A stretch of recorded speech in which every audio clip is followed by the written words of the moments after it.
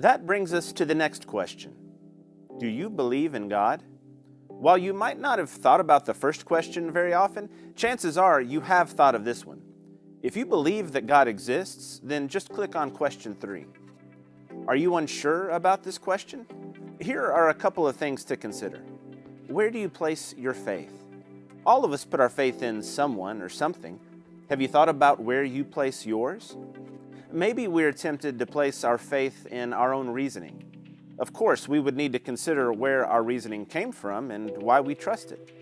Maybe we are tempted to put our faith in science.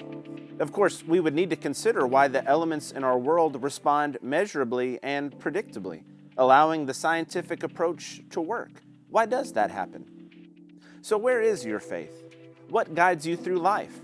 Life is filled with tough decisions, and we are constantly making difficult choices. If you don't believe in God, where do you find your compass for these decisions? Or maybe your answer to this question is no. If that's the case, can I ask a couple more questions? Have you stopped to think about our creation? Life itself teaches us that every effect has a cause. When we feel a tap on our shoulder, we expect to turn and find someone there. An intentional action like that implies an intentional cause.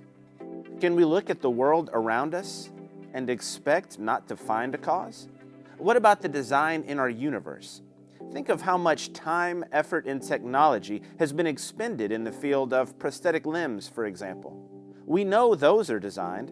How can we look at parts of our body and not see evidence of design there as well?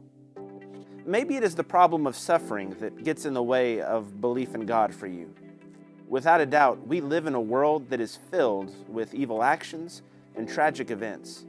When people make choices that hurt others, we can tell. We have a sense when things are right and wrong, don't we?